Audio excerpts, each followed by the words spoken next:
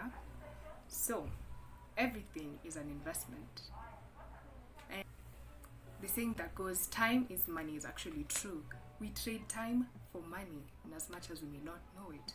Let me give an example of some professions. A doctor will use their time to see patients in exchange for money. Same case as a salesperson who will engage with their clients in order to get money. And those are just examples of active income. Now let me talk about passive income. What is passive income? Simply put, it is income that requires little to no effort to earn and maintain.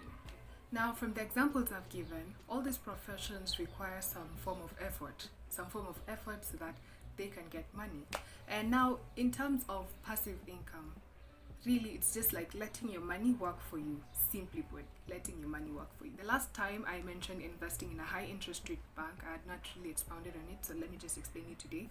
So there are many high interest rate banks. For example, the CIC money market fund, which has an interest rate of about 9%, 9 point something percent. And there's so many other money market funds you can do research. There's the ICEA, the Equity Money Market Fund. We have Citon Money Market Fund. So there's so many options, you name it. So how this works is by compound interest. So the amount that you put in the bank will gain interest, and that interest will gain interest. So it's just like a ripple effect, just gaining interest on interest. And that's a great thing because you're gaining money from what you actually did have. Let's say, for example, you've placed 1 million. Let's just dream big. 1 million. You put 1 million in the bank, and every month it gains an interest of about 6,000 shillings. So that 1,006,000 shillings will gain another 6,000 on top of that on the next month continue. So that's just how it works. And I remember this was mentioned in school. I wish I understood that that's how it worked in banks. I really didn't know. Maybe I would have been more attentive in class. Anyway, I digress. So find multiple sources of income, including that high interest rate bank example I've used. Maybe it's going to help a lot because that 6,000 wasn't what you made. You did not work to make that 6,000 shillings. It's a really great way to make money in your sleep. So yeah. So back to my point on everything is an investment. We have assets and liabilities. You have to be sure about what you're investing in. Sometimes you really need to be critical and make sure, because it's your money and you're the only one who knows how to handle it and how to budget for whatever you have and all your expenses. So we have assets and liability.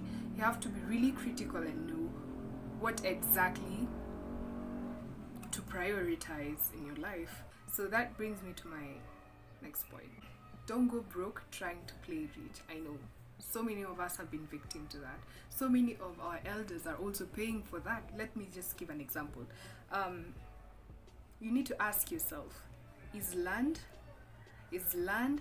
a house or a car worth it now? And I'm not discouraging anyone from buying anything or dreaming big. No, just mean that you don't need to commit financial suicide trying to look big out there when you don't really have the money. Maybe if you're in a financial position to pay up a loan that you're going to take, then that's great. Because so many people have taken loans and are still paying for them up to date for years and years on end, and they're also gaining interest. Now you see where the compound interest is playing against you right now because of the loan. And now imagine if that was what you were earning from just putting your money in a high interest rate bank. Anyway, so yes, ask yourself. So you really need to strategize and be critical of what you're doing. Be able to live within your means and up until the point that you can actually afford more of that. That way you'll be able to understand your priorities and be able to plan better. So one book I've been reading lately is called The Richest Man in Babylon. That one also talks about investing. It's a really great resource to be able to understand more about investing. The narratives in that book try to explain more about investing, some financial mistakes that people have made and how to recover from that. This book in particular talks about paying yourself first.